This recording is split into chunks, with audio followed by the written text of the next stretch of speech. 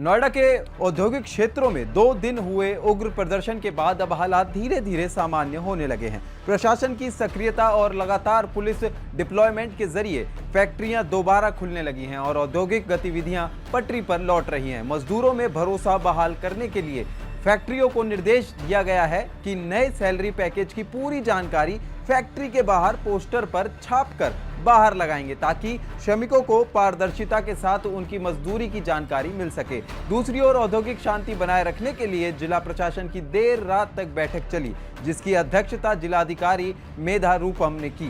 बैठक में औद्योगिक इकाइयों से जुड़ी आउटसोर्सिंग एजेंसियों और संविदाकारों को स्पष्ट निर्देश दिए गए कि वे सरकार की गाइडलाइन का पूरी तरह पालन करें। जिलाधिकारी ने सख्त चेतावनी देते हुए कहा कि यदि किसी एजेंसी या उसके कर्मचारियों द्वारा किसी भी प्रकार की उपद्रवी व्यवहार किया जाता है तो उसकी जिम्मेदारी संबंधित एजेंसी की होगी। ऐसे मामलों में एजेंसी को ब्लैकलिस्ट करने के साथ उसका लाइसेंस भी रद्द किया जा सकता है। ग्राउंड जीरो से हमारे स्टेट मिरर के संवाददाता से जायजा लिया कि आखिर अब जमीन पर हालात कैसे हैं। देखिए पूरी रिपोर्ट। लगातार 2 दिन हुए उग्र प्रदर्शन के बाद आखिरकार नोएडा के औद्योगिक जो इकाइयां हैं वहां पे शांति बहाल हो गई है।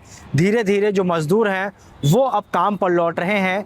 इसके अलावा जो जिस तरीके से हाई पावर कमेटी बनाई गई और रेट लिस्ट नए तय किए गए, उसके बाद जिस तरीके से नई सैलरी तय की गई, उसके बाद जो लेबर्स हैं धीरे धीरे लौट रहे हैं काम पे। फेज 2 इलाके में मैं मौजूद हूँ और यहाँ पे जो फैक्ट्रीज हैं खुलने शुरू हो चुके हैं। इसी तरीके के एक फैक्ट्री पे मैं मौजूद हूँ। देखिए, आपको तस्वीरों में दिखाऊंगा। हर फैक्ट्री पे इस तरीके से जो नया भत्ता अब मजदूरों को मिलेगा उसका रेट लिस्ट लगा दिया गया है। पहले किस तरीके से अकुशल मजदूर का 11,313 रुपये था, जो अब 13,690 हो गया। इसी तरीके से कुशल मजदूर का जो पहले 13,940 था वो अब 16,868 हो गया। एक विश्वास जो लेबर्स के अंदर नहीं आ रही थी कि कंपनी मालिक आखिर ये बढ़े हुए जो रेट है वो बढ़े हुए सैलरी उनको मिलेगी कि नहीं मिलेगी, इसको लेकर जिला प्रशासन ने सख्त निर्देश जो फैक्ट्रीज मालिक थे उनको दिए और उसके बाद जितनी भी फैक्ट्रीज हैं सबके बाहर इस तरीके से जो बढ़ी हुई सैलरीज है उनका या तो पोस्टर लगाया गया है या नोटिस चिपकाया गया है ताकि लेबर्स के अंदर एक विश्वास जाग सके और लेबर्स वापस अपने काम पे लौटना शुरू हो। इसके अलावा जगह जगह पे जिला प्रशासन की तरफ से कुछ पोस्टर्स लगाए गए हैं सभी औद्योगिक क्षेत्रों में ताकि लेबर्स को ये पता चल सके कि सरकार ने जो फैसला किया है उसके आधार पर ही अब कंपनीज उनको सैलरी देगी।